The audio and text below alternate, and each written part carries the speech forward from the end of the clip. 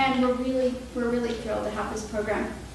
It's always special to have a Pulitzer Prize winner speak to us here, but it's actually just that much more special when it's an actual member of the library, so we're really thrilled.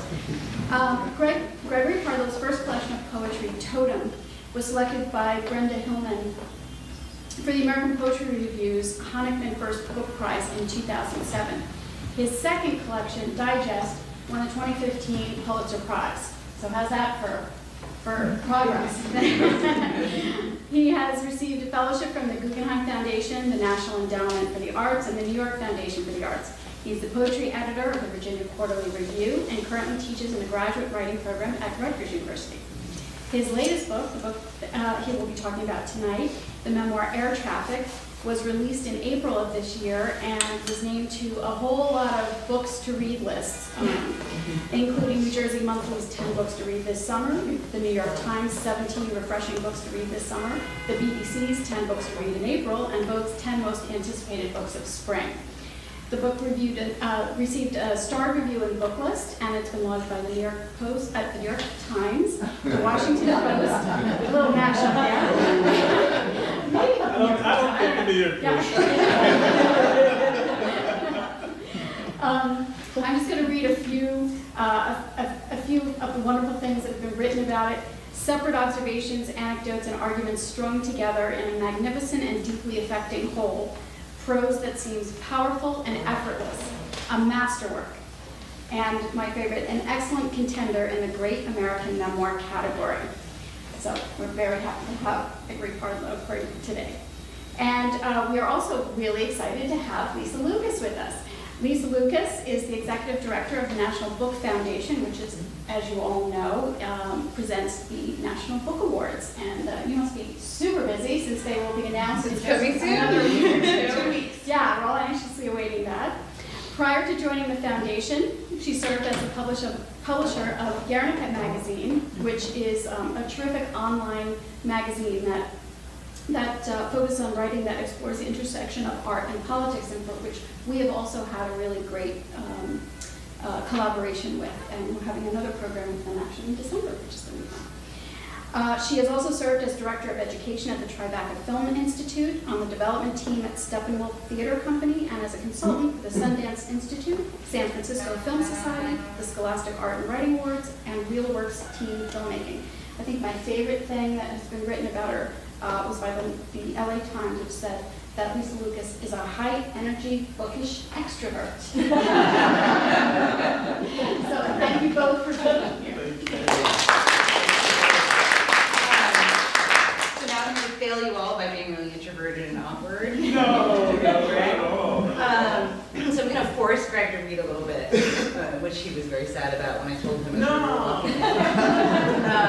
But first, I'd like to ask a little bit about how you describe the book, because I feel like it's one thing. You sit in your house or where you write and you come up with these ideas about how you're going to tell some kind of story, right? And then it goes into the world and people write about it and all the reviews and you're on this list and it turns into this whole other thing. Yeah. People start describing to you the thing that is so fundamental to the person that you are, especially when it's a memoir or essays or something personal. How do you like to describe the book? So first, I want to thank you for coming out and having this conversation with me. I admire Lisa immensely. She is an incredible reader and absolutely high energy extrovert. I think is definitely appropriate. And we discovered not too long ago that we are in all likelihood related. And we have to be because she was reading the book and she came across the name Parham. My mother's father's family was Parham, and she has Parham lineage, and we're like, from the same place too. Virginia? Parham's from Virginia. It's very unlikely that we're not related in some way. So it was a very special coincidence. And she insists on carrying around this very raggedy old galley version of I have a hardcover copy at home that I don't want to put in my purse and have it get all bendy. So the galleys are great. It's just they're gross and they can become actually, it's interesting, you have this, it takes me back. I was thinking how much of this book was actually written in this building. And just about all of it was written in this building. I remember, in fact, when I became a member, one of the reasons I did was because I was planning on spending a lot of time in the writer's room working on the manuscript for this. I didn't know what it was going to be when I started. Well, it's not true. I guess I imagined a kind of conventional memoir that was linear. You know, I was born, I became an adolescent, a wacky adolescent, I screwed up, I got better, you know, and as I thought about that narrative, I got more and more, not frustrated, but less excited about that narrative. I mean, it's a story that we all know, and it's become all too predictable. And so I kept thinking about different ways to enter into the story and to think about the story, and finally got to the point where I decided, well, I'll get another degree. I'll go to Columbia and enroll in the MFA program in nonfiction, and that'll help me fix it. It was a little more work than I anticipated, but it worked out. And the book then evolved what was a kind of very bad, linear attempt at telling my life story, biography. I then started to cherry pick pieces of it that seemed most interesting to me, that I was most excited about, and then developing those into essays. And at that point, I really didn't think about the book being a memoir or even being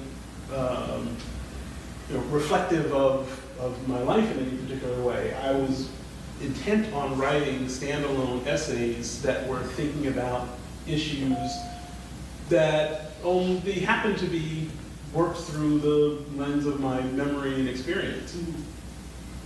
The book gets sold. The editors at Knopf look at the essays and they say, well, if we rearrange it this way, it looks more like a memoir. Okay. And so we rearranged the essays so that it looks more like a memoir. And then, well, if we kind of stitch together the essays so that they speak more, more linearly to one another, it works better as a memoir. So they kind of steered the steamliner back to being as much as it could, back to the kind of conventional understanding of a linear life story. So, do you feel like it is what you wanted to do? Like, does it feel sort of like, I mean, writing is this lifelong process, right? So it's like, I always assume that every writer is like on to the next thing the minute you've done a thing.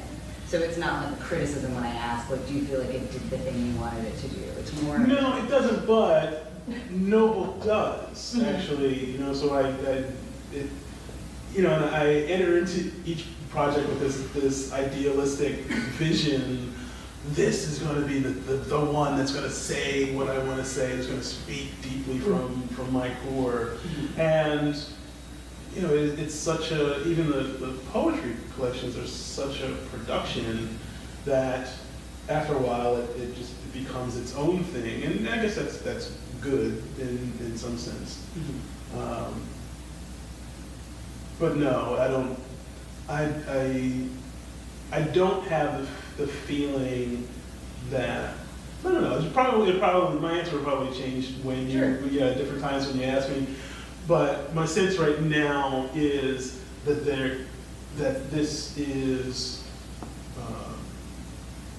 that there are a number of places where I'm like, I know the story that fits in between there.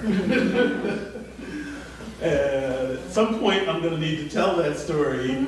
Right, the continuation, exactly. Especially when you're talking about your own truth. Yeah. So, to that point, you're writing about your family, you're writing about your own life, you're writing from memory, right? You're writing about memories that other people share. Mm-hmm. How, do you feel like you got down to the truth? Your truth? Do you feel like? And then my second question will be about reception. Yeah, so what I discovered so this being my obviously first work of nonfiction, Mm-hmm.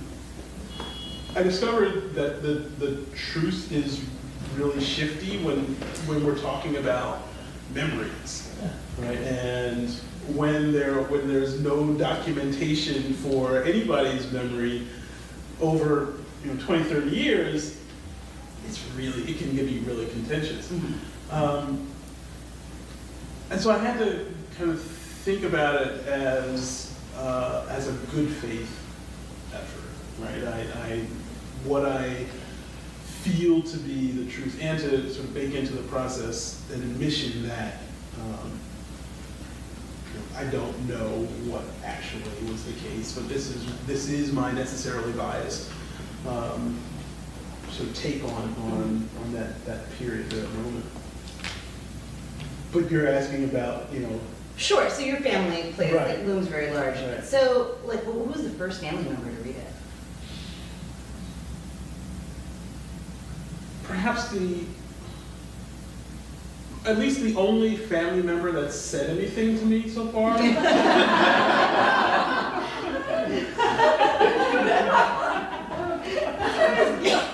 It's all about them. Wow. Yeah, I don't know, it's my mom. So in the last essay / chapter, intervention. So the essay is called On Intervention because my family was on A&E's Intervention, the television show. My brother was Do you know what intervention is? No. Okay, so, well, I have to actually go back even further to set up what the show was. My brother was in an R&B, a very popular R&B group around the turn of the century called City High. And this group, they were the Grammy-nominated group, and they even opened the MTV Video Music Awards at Lincoln Center one year, and they traveled the world, and he made an awful lot of money and did awful lot of drugs and drank an awful lot, to the point where, he was very young, and he was alcoholic, a raging alcoholic, and no one wanted to work with him at some point. And so the group fell apart, and my mother was a consummate stage mom. Right? She was invested in Robbie's success, for I guess good reasons as well as perhaps selfish reasons. And she tried to get him into various rehabs, and as we know, these things can be really expensive. And Robbie didn't have the patience for a 12-step program, right, which I had been recommending all along.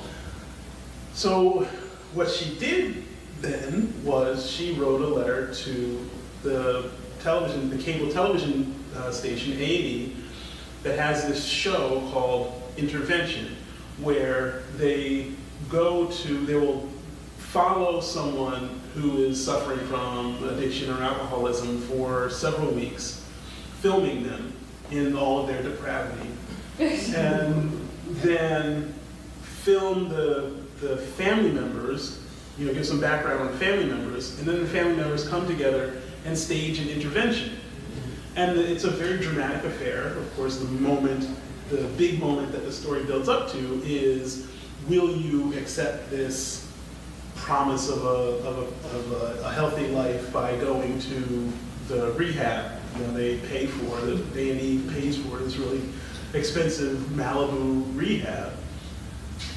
And so this was my mother's solution, was to get him on a globally syndicated. I'm just still stuck on, I think you'll let you finish the story, but I'm still stuck on, you all went on intervention, but nobody has said anything about the book except your mom. That's like where I'm stuck. So we can just carry on. So the surviving people are me, my mother, Robbie, my brother, his wife, and my aunt Donna. Those are the members of my family. There were two other friends of his that were on the show, show. I'm sure Robbie's wife didn't read it, and I'm not so certain that my brother read it. And I think my Aunt Donna flipped through to find where her name was, and read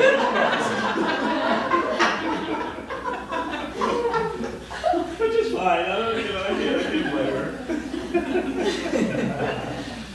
So we were on this television show, Intervention, and I'm confronted with the idea of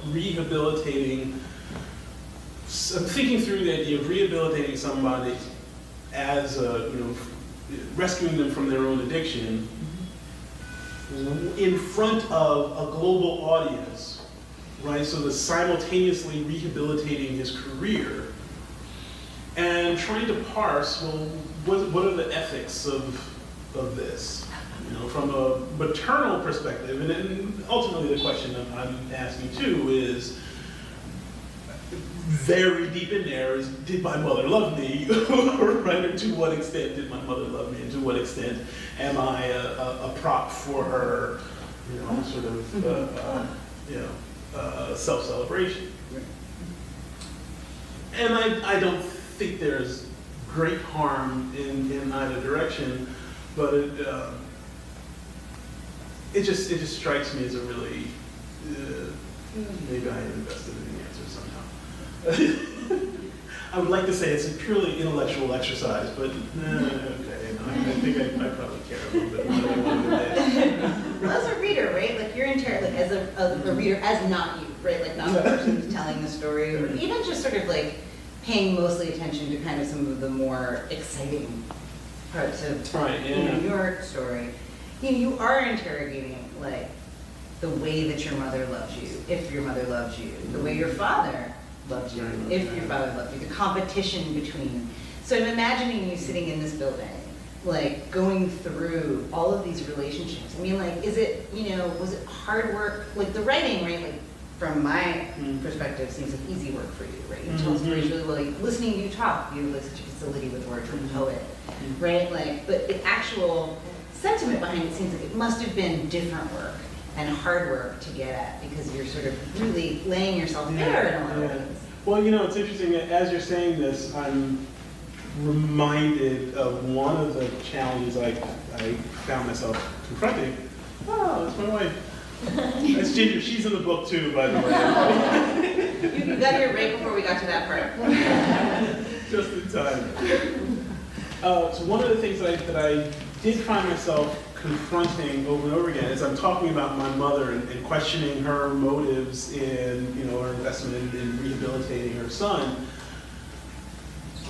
As I'm writing this, one of the goals of writing personal essay and memoir is to get at the truth, right? So to dig deep and find the unadorned, honest truth. But it's also a work of artifice. I mean, it's also got, Knopf stamped on it, and there's, a nice little package for sale, blah, blah, blah. And I'm very conscious of the fact that I'm making this art object at the same time as, So I found myself kind of wrestling with how much of the character Greg Jr. that I created in the book was necessarily a work of artifice meant to carry the story that I'm telling through that character, versus how much of it, and I guess this goes back to your original question, how much do I feel I've revealed in the book. So yeah, I was constantly negotiating whether to what extent I was striking the nerves of my own insecurities, my own, true impulses, versus jazzing it up a bit and then, being poetic. So even with the interview, with the subtitle is Memoir of Ambition and Manhood in America, right? So it's like, so I feel like, like you don't really, you don't read books by dudes about being a dude, right? Where it's like, does my mother love me? Right, like that's not a thing. You know? Yeah. I mean, it's happened, I'm sure, but it's not like. It's not a thing. It's not a thing. You know, but it is a thing here, right? Like you're just really, you know, maybe it is your poet heart, you know, but it's like, but this is really, you know, I was really struck by, you know, some of the the exposure, you know, and not just exposure of like we were on, I mean, the exposure happened when we were on the show, right? Like, but the exposure of family history, you're talking about addiction, or talking about what have you, but really the willingness to sort of get at stuff that's really complicated. I mean, you're talking about sort of raw emotion and manhood in America and race. You know, it's like a, which is not in the title, but there's, you know, there's two brown, you know, male characters. That was very, we can talk about that. That was very intentional. Yeah. So, I mean, I guess just, you know, when you're thinking about writing about manhood, like what was the take that you took using your own life? What were you trying to say about manhood in America? Well, fortunately, that subtitle didn't come around until after I had written the book, and we were kind of sitting around talking, you know, with the editors, trying to figure out what are the kind of maybe through lines. But in the process of writing it, I was very much thinking about so two things. The book is written pre-November 2016. It's written pre-Me Too. Mm-hmm. And so and looking at it, reading it now, I don't know if there's a fortunate naivete. I don't know if I benefit from from not knowing what was coming, right? And to what extent. But I was thinking about patriarchy and toxic masculinity without the backdrop. I guess that is fortunate, without the backdrop of the bombshell of, you know, of the movement. So I kind of had the freedom I felt at least I had the freedom to be revealing in a way that wasn't as self-conscious as I certainly would be if I was writing. Like, what do you today. think would have come out if you had to write it? I wouldn't have. I don't think I could have been as open about.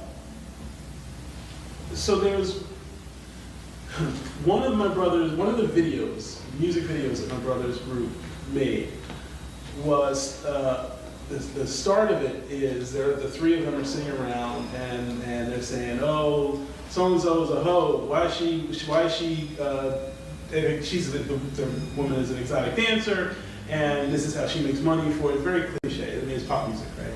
And this is how she makes money to raise her child. She's a single mom, yada yada.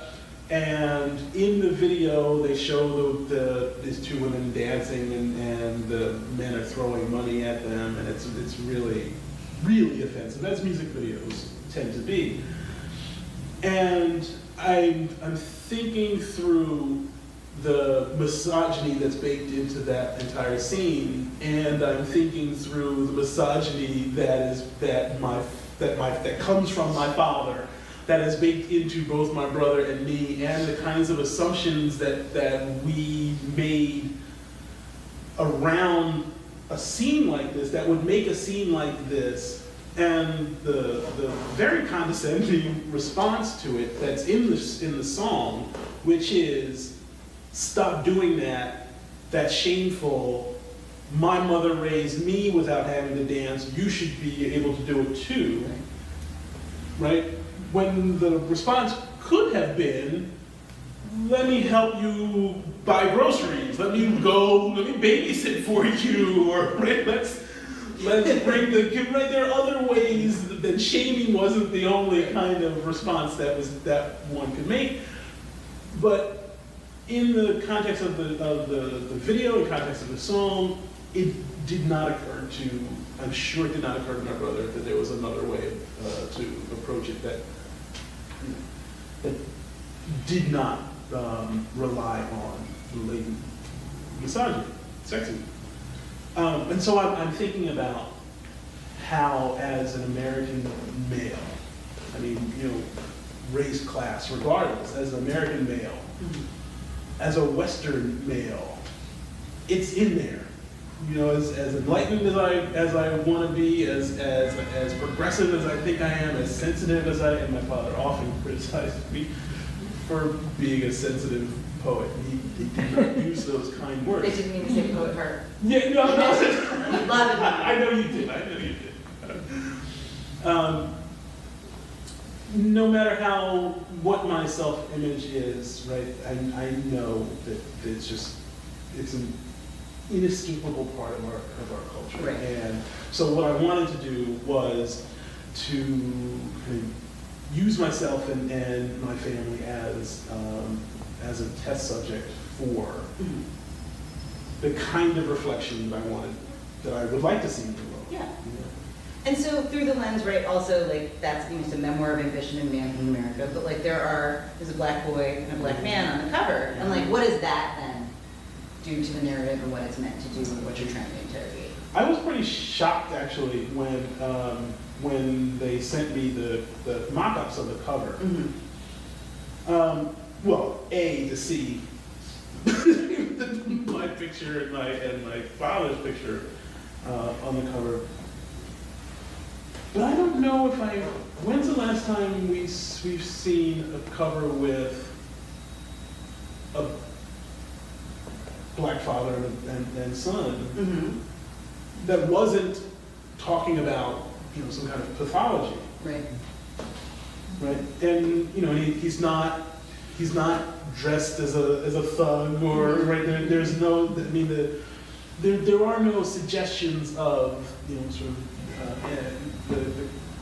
what we anticipate, the kinds of, as I say, social pathologies, ills that surround black males. None of that is suggested here. And so I was kind of challenged, well, what is this cover saying?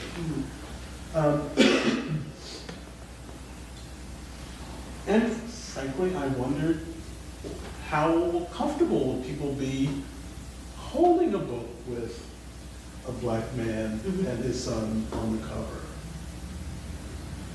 And how did it turn out? I haven't seen it on the subway. I have. You have? Yeah. It's funny because I was very excited. I attacked the person. You're just. I know him really well. So of course I know this color, right? And I saw the book without the cover. Ah. I don't know if that had anything to do with it. And I'm sure I'm saying more about my own kind of subconsciousness than anything societal. But we talked a lot about whether or not to put the word race on the cover. And I want, it's kind of the conversation that folks are having. Tayari Jones's book, An American Marriage. It was a Which is excellent, and you should read it. really, yeah. And there was some very low-level debate about, because the book is about an African-American husband and wife. Some low-level debate about whether or not the book should have been called a black marriage, an African-American marriage. You didn't catch this. It was on Twitter, too. An African-American, so someone suggested this should have been called an African-American marriage. And, then the Twitter sphere explodes, and people get and we don't need Tayari to know that it was very much part of the thinking not to call it an African-American marriage, right? Because we're highlighting the fact that an African-American marriage is an American marriage, and right, and how this is, sort of representative of broad experience. Right. And so that kind of thinking went into the decision not to put race in the subtitle, and particularly when the picture is what it is. Yeah. And the book subverts sort of the standard narrative of like an African American life in a lot of different ways. Like one, in the essay, you're sort of talking a lot about race, you're talking a lot about sexuality, you're dealing with stuff that's like, there's one moment that's about intimate moments and interracial relationships, right? That's like not a thing that you usually read Not about. something, Right, yeah. this is your family, your dad was an air traffic controller, you guys were firmly middle class, you're growing up in New Jersey, you're not in a city or an urban setting, you're not dealing with like the same kind of sort of economic pressures that you often hear about, but like, so is that a driver for you telling this story? Is that like, is that like part of why I'm curious, so this is like a messy question, sometimes I ask Go for it, messy yeah. questions, but I guess I'm interested in sort of like why we decide to tell our stories, and I guess the second part of the question is like, is it that your story is a non-traditional, or a non-traditional to the way that we think, the stereotypical traditional story? Is that like a reason to tell the story? Yeah, I think one of my motives, one of the things I'm responding to is, having grown up in mostly white environments in my education, I've often dealt with the exceptionalizing narrative, the "oh, you're different" narrative, right? And I have always responded to it as there's nothing different at all about me. What's different are the expectations that we place on people. And as I was thinking about the expected narratives of recovery, I was also thinking, so my grandfather, my mother's father, was one of the first African Americans hired by the FAA he wasn't called an engineer. They wouldn't allow to be called an engineer at the time. This is the 40s. But that's what he was. And as I'm trying to tell this story, which is a stair step to my father's story, I hear it starting to fall into the pattern of the first black person to do X, right? This exceptional figure that is, in essence, better than, and the Jackie Robinson story, able to overcome great odds, and my grandfather was just a guy looking for a job, and he suffered a whole lot of crap, but he did it because he enjoyed what he was doing, and he was in it for the payoff of the work. He wasn't looking to break barriers. And I think when we talk about the black middle class, we're talking about an entire range of stories of people just doing their lives, just living their lives, right? And we tend to romanticize them as these exceptional figures, and what that does, of course, is it reinforces the stories that we tell about people who aren't in the black middle class, right? And allows us to justify, oh, they're not they're not working hard, and they are where they are because they failed to do something. Right.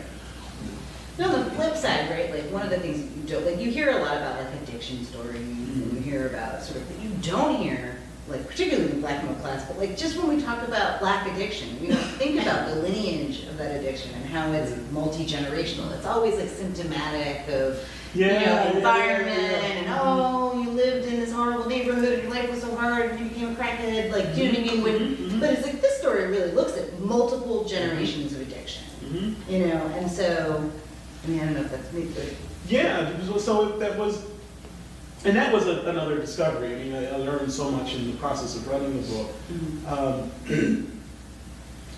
In interviewing my grandfather, obviously before he passed in 2014, while interviewing him, he told me about how the nightclub he worked in, where he's quote unquote learned how to drink, and I'm thinking about, again, a very human experience of this young man being he's from Philadelphia, he's in Oklahoma City training at the FAA Academy, where he's not allowed to sleep in the dorms, so he's living in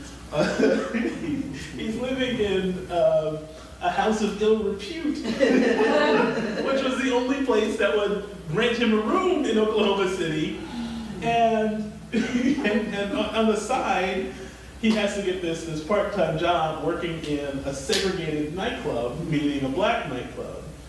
And the sheriff of Oklahoma City goes to this nightclub, which is segregated, right? He and his deputies, so the other police on the force, come to this black nightclub on the outskirts of Oklahoma City to drink. And Oklahoma is dry; it's a dry state, and so they're there drinking. So my grandfather, again, young man, very far from home, is serving the sheriff alcohol, the sheriff and his deputies and their wives alcohol in. So the levels of protocol that he had to learn very quickly, right? How this society operates, and I imagine it would be a little stressful. Yeah, a little bit, you think? You know, and then I swear I'm gonna make you read this page because I really want to hear you read a bit of it. But I have one more question about sort of like black exceptionalism, like right? So it's like actually like obviously we're cousins. But like my family is like really similar, but I feel like you have these people who are just doing like relatively ordinary things, but they've slipped through the system and they're like they end up like with a great teaching job, or they like somehow end up getting their PhD in education. Like, but like it drives people like, in that time, like in the 40s. They end up the executive director. But they end up like it was like I feel like if I were to ever write a story like a memoir, it would be like about like. Like excelling in the 40s and 50s and also being like crazy. Mm-hmm. Like it creates, so some of the family stories that you're reading, like where does that go? Mm-hmm. Like did you, in your telling the story, did you feel like sort of becoming exceptional in some way, even if it wasn't really that exceptional? Do you know what I mean? Like it was just working and going to work. Do you think it created some of the intensity that you see 3 generations later in the family? Like the stories that your grandfather told, I'm curious about sort of like how it carries forward, especially in black families. It had to have. My father, very egotistical man, fully embraced the stories of his exceptionalism. he, whatever opportunity he got to claim that he was, head and shoulders above everybody else, he fully embraced that. And yeah, so I was raised with kind of enamored for the first black person to do X kinds of stories. And in writing the book, well, yeah, like I said, one of the tensions was kind of feeling the narrative hewing toward right the celebration of overcoming, right? And saying, and trying to contextualize that. Well, yeah, but he was crazy. yeah, but he was an alcoholic. I mean, not that that's so much of a but even as it is an and. Yeah. And he was.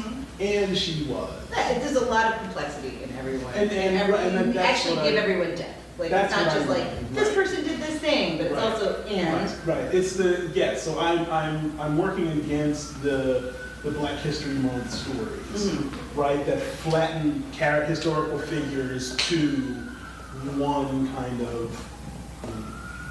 I lived my life in opposition to racial oppression, and I overcame. You did an awful lot of other things too, right? I mean, what's the rest of the story? Nobody's story reduces in that way, and I understand entirely why, as a culture, we need to tell the stories, right? We need to marginalize I think one of the things that fell out in the editing process was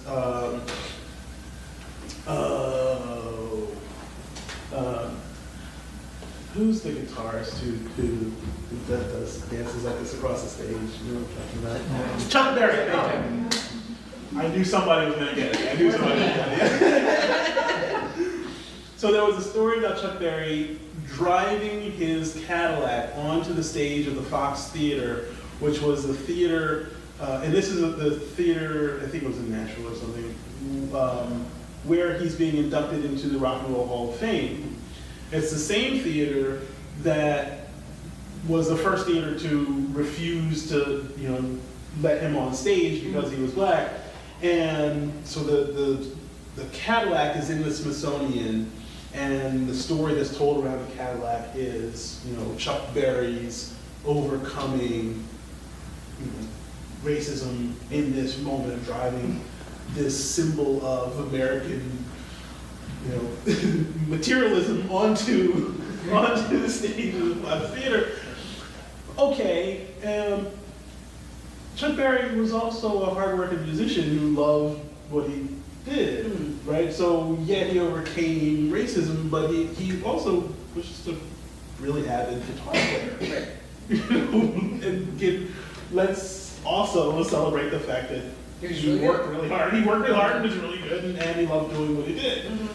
Okay, yeah, and so yeah, we need the story to be Chuck Berry worked hard to overcome racism. But Chuck Berry just playing. But then there's also like we need everybody else to think that we're like to not know about our laundry, right? Like that's like also part of I feel like our narrative is like don't talk about school. Yeah, and that's another thing that frustrated that I was also definitely working against is the self-flattening of I don't make mistakes. I am an upstate. So I resented the social pressure to pretend that, so the thing that black parents tell their kids is you have to be 5-6 times better than the next person in order to be recognized in any way. That's just really exhausting. And I wanted to kind of take the lit. Of course, this is after I won the Pulitzer Prize, right? I don't have to overachieve I have a little leeway. It's a real keep it real moment. I won the Pulitzer. I get to be me now. Exactly. That's great. Okay, so now I am going to make you read a little bit, so I can make sure that I leave some time for questions. Because it is so beautiful, I feel like it's always so nice to hear people read in their own voice, even if they have been forced into it. Did you have a page in mind? I mean, I'm obsessed with your dad. Yeah, so I would love to hear more about your dad. I mean, in particular, when you won the Pulitzer. Oh, yeah, okay. What page? I mean, that's maybe a little emotional. So, no. I will read. But there's many yarns in here, so it's, I can't really. Well, yeah, I can, it's 3 or 4 pages. So I'll read the introduction. Page what? From, page is that? 3.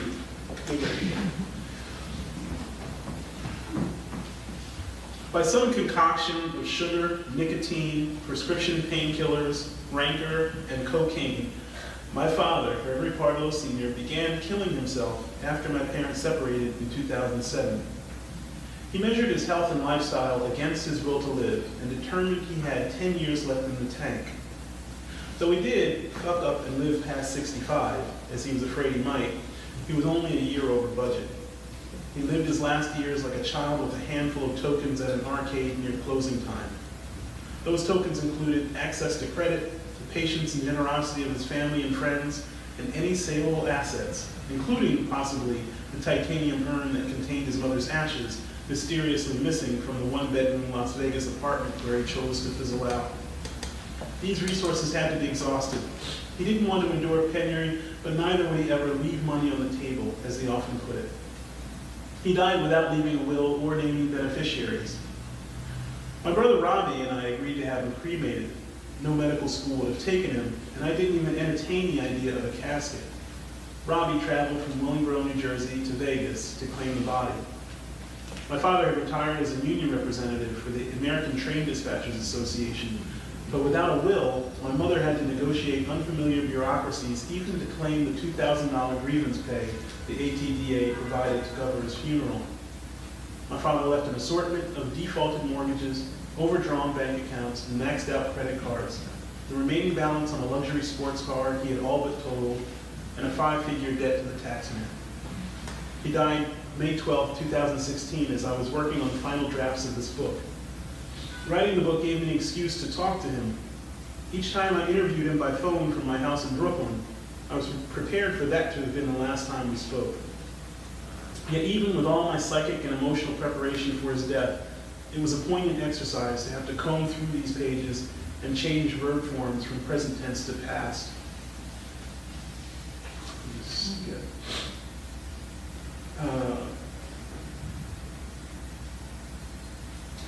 In April 2015, days after it was announced that I'd won the Pulitzer Prize for my second book of poems, I still hadn't heard from my dad. Most of our communication was via text message, because he would get winded and need to rest after a few minutes of talking. I wanted to know if the news had reached him. He texted back, "When a Roman general conquered a town, Caesar would send a slave to ride alongside the general in the victory parade and remind the general that he was only human."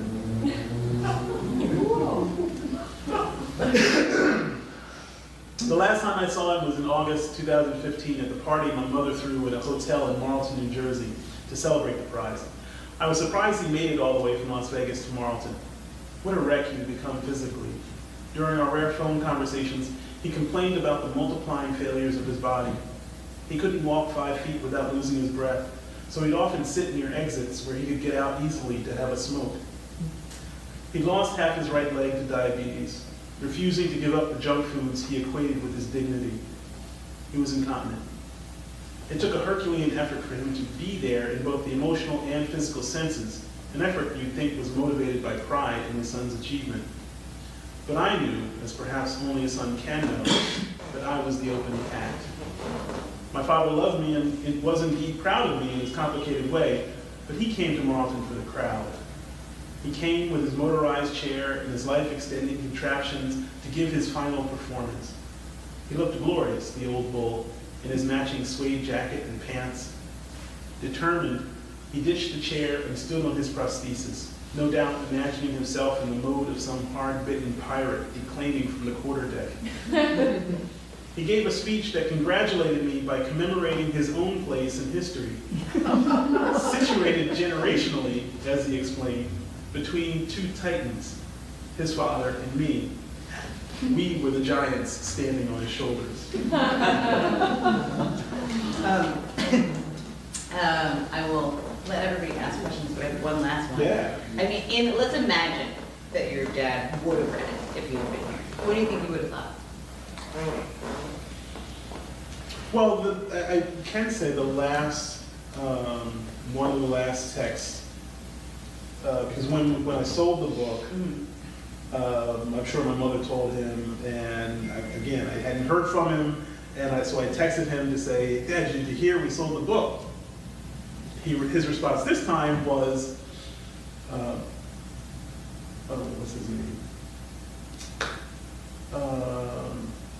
The sexy black actor. Idris Elba? Not him, older. Denzel. My father's response was in text message, Denzel Washington. Stop. It just took a minute. He said Denzel. Oh, God. I do feel sad that I never met your dad. And on that note, I will remind everybody that the book, despite being about some very tough and complicated subject matter, is also very fun. So do we have any questions? Yes. I can't stand it. You have us at the television studio, and it's supposed to be a 3-show thing for the intervention.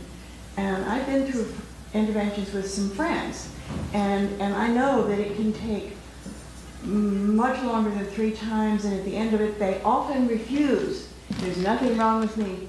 So I just want to know, did your brother accept? It's more complicated than that, of course, right? So in the moment, yes, he did. He knows his role. He went to music school. He was in the conservatory. He performed. He was in play, theater. He knows how to. He knows when the camera is on. He knows the lines he's supposed to perform. That's another interesting thing about my family, right? Is we are all very conscious of, the way the story is supposed to be told, as if we're always viewing ourselves from a monitor. He went, and he was sober for some time, and several months later, back home, he started drinking again. A few years later, and I mentioned this in the book too, a few years later, A&E was having a "Where Are They Now?" retrospective, where they would go back and follow up on a number of the people. And they contacted us to see how Robbie was, and we were kind of like, well, he's doing okay. Yeah. We never heard from him again.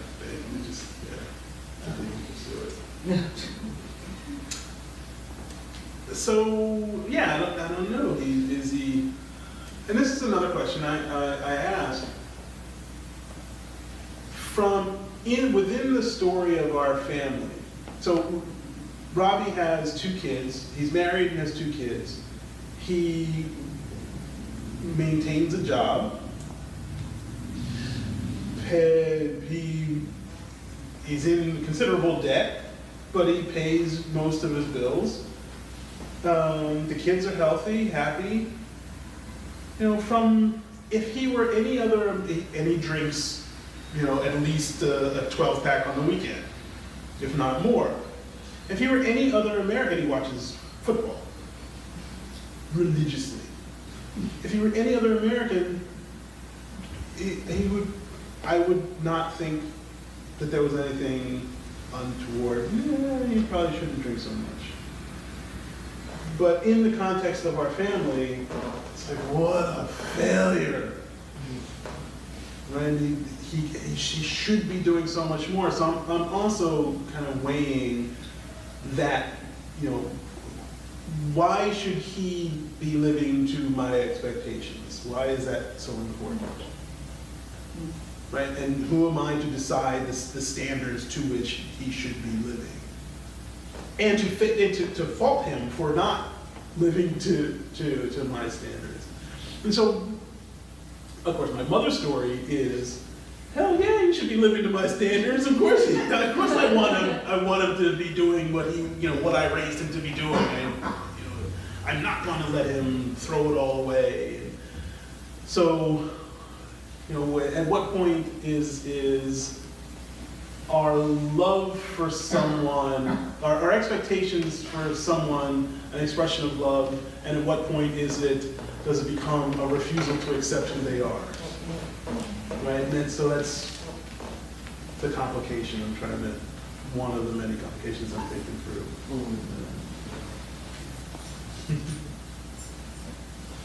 Yeah. Well, thank you for your eloquence, and really wonderful even hearing you talk. I'm just curious, here you are in this role of being a writer, and we are at this point in our history where fewer and fewer people are reading books. Mm-hmm. And I know there are people who are reading movies. But how do you deal with it in terms of your next work? Do you have ideas in terms of how you're going to get your written word out more accessible? Mm. You brought up the example of that you had seen a copy of his book on the subway. I run subways a lot. I neither thought it must have been on the website, but it's very seldom that I see anybody. Anyone read? Of anyone. Well, can you repeat the first part of the question? We couldn't hear the first part of the question. She's asking if I can synthesize the question. How do I, as a writer, contend with or address the notion that fewer people are reading, that there's a decline in just literacy or reading for pleasure, let's say, in the United States?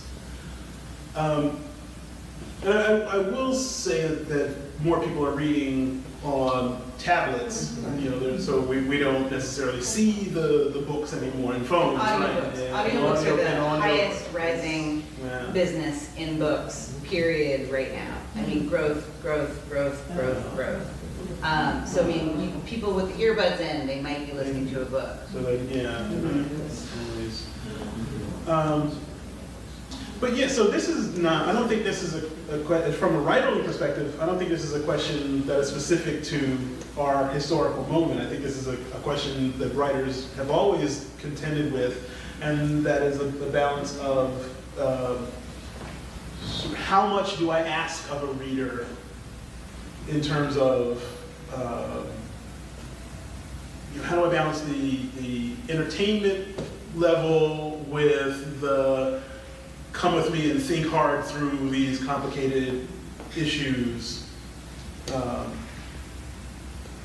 And much to my publisher's chagrin, I'm sure, having come from the world of poetry, I tend toward the assumption that, there's going to be a whole world full of readers anyway, so let's just enjoy the language, in this obscure little tricky kind of community that we have. May I jump in? Please I do. know that you're not here to hear me talking about books, but one of the things that I often find myself talking about is that, the narrative around books is that we're not reading. You actually look at the numbers. We are reading. It's a multi-billion-dollar industry still. And I think that sometimes we discriminate against the romance reader, and we discriminate against the genre reader, and we discriminate against the audio reader and the e-reader, and we don't think about necessarily that bookstores are thriving. There may not be as many bookstores, but you have McNally opening up a second and a third. You have Hudson Books bringing bookstores back into the airports. They're partnering with independent bookshops, LA-based books in Seattle. They're partnering with McNally in New York. They're partnering with I think in Nashville, Parnassus Books. So these are, all of these things are happening that are indicating that people are earning dollars from selling books. And so that indicates that there are readers. I think the second piece is too, for me, I grew up as a black middle class reader, right? Most of the stories that I read were about other people that didn't look like me, or they were people that looked like me, that lived lives that were completely different.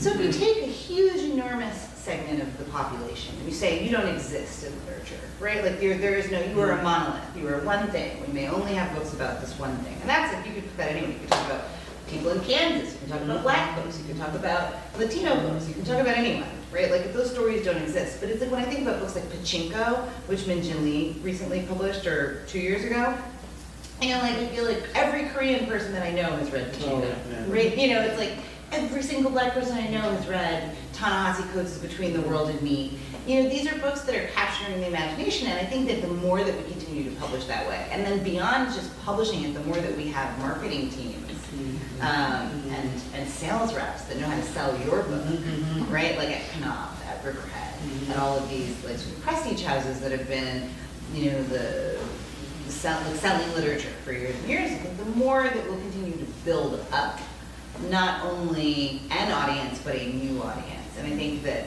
together with the fact that we are really selling books, but because we're not selling books, and publishers have been bummed out about not selling books.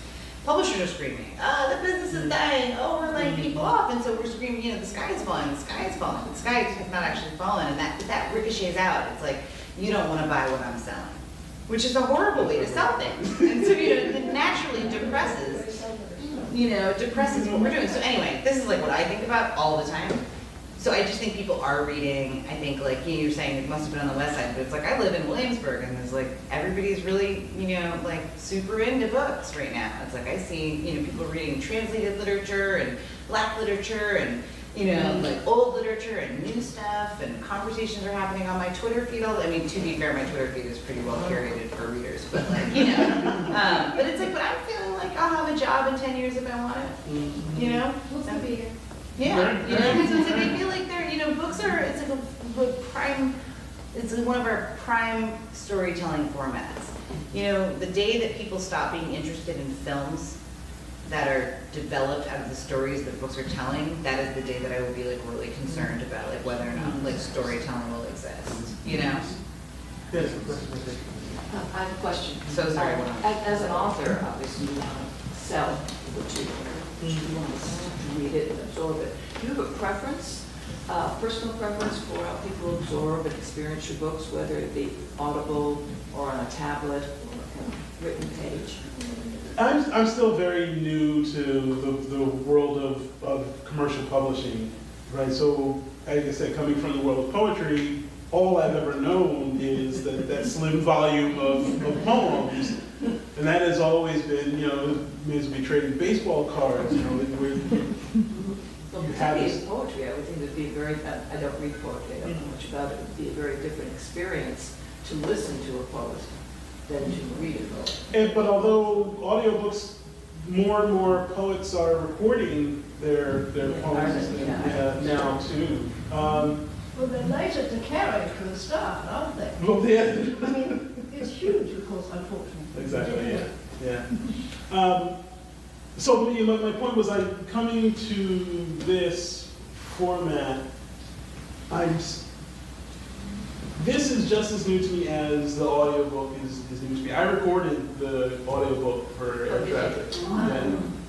Yeah, and so, you know, as far as I was concerned, it was just something everybody did. And, you know, And you did it rather than get an actor to do it. yeah, so the publisher prefers that the author read, because the author knows the cadences and, right, and punchlines and everything. Except lots of authors are awful at it, and so. And they have to get an actor, right, yeah, or actors, yeah. But when it works out, I think they prefer that to have the author. So I did the audiobook. I'm not sure if there's the ebook isn't out yet. I don't think it's. But Is it? I'm positive. Is it? Okay. Not much print it yet? But Not yet. Not if yet. you were asked, if I said, or somebody who said they wanted to experience your book, I'm using the word experience rather than. Yeah. How would you prefer that they do it? I would prefer like they cart the booker out. I'm perfectly happy with the. You saw that galley and was like,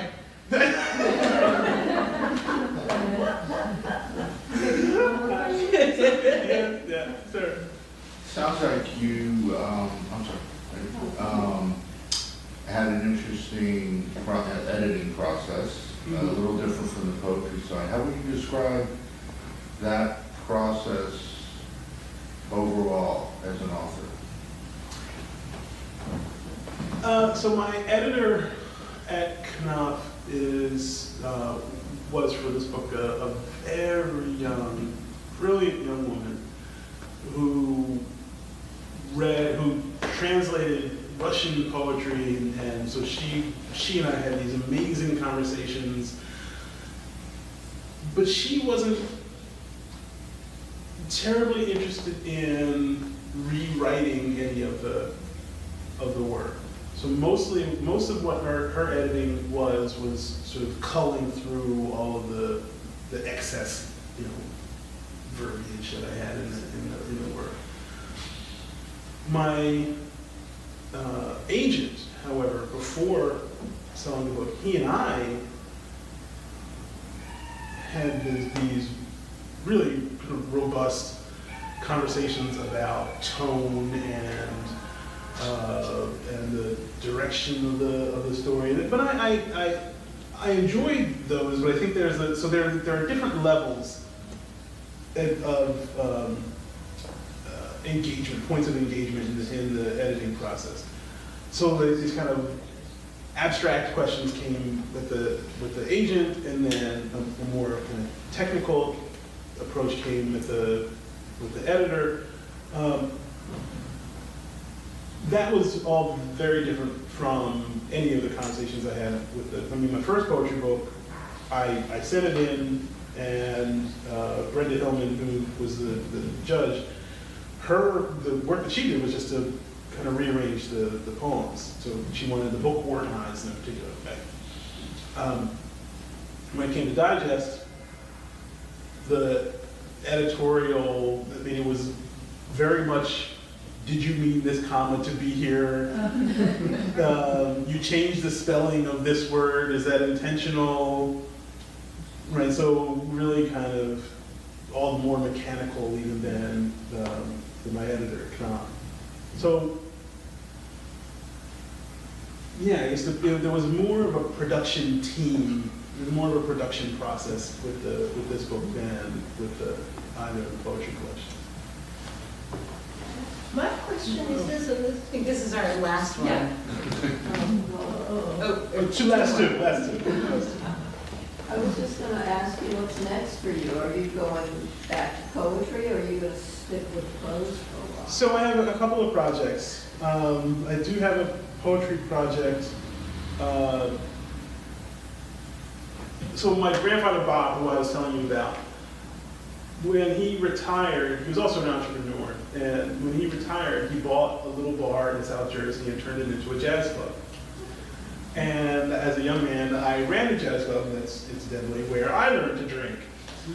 And so throughout my 20s, I was the manager of this jazz club in South Jersey, and I want to write about that. And that's going to be the next prose project. And so I'm interested in jazz clubs. I want to travel around the country and visit jazz clubs and go to and talk to people in cities. So, for example, there was a jazz club in Houston that's no longer there that was really kind of famous. So I just want to interview people and about, find out about the club and its impact on the community. So that's the next prose project. The poetry project, there's obviously a lot of conversation about the endangered African American male, right? The violence against African American males, that institutional violence and the blue violence. And one thing that strikes me is that very often the rationalization for that violence is, I felt my life was threatened. I was mortally frightened. Darren Wilson said very famously, I saw a monster coming at me. Right? I had to shoot him because he was a monster. And so I'm thinking about the terror that transforms people into monsters, and it reminds me of the witch trials. Right? And so I'm looking at witches and how there's an entire legal structure created to prosecute, to identify women who were possessed and prosecute them and then punish them. Right? There was an entire rational structure built up around this, and then like the light at the end of that tunnel, the one piece of optimism that I'm holding out is that at some point we just said, maybe we stop killing women. Maybe it's not such a good idea. Maybe we should stop doing that. So my hope is that in the process of writing the poems, I can get to a point where I can think about it, or at least have my readers imagine the possibility, maybe we stop shooting black guys. And this is the part where I'd like to give you the National Award for Poetry in advance. I don't judge, that wasn't mine. No. All right. Thank you very much. Thank you.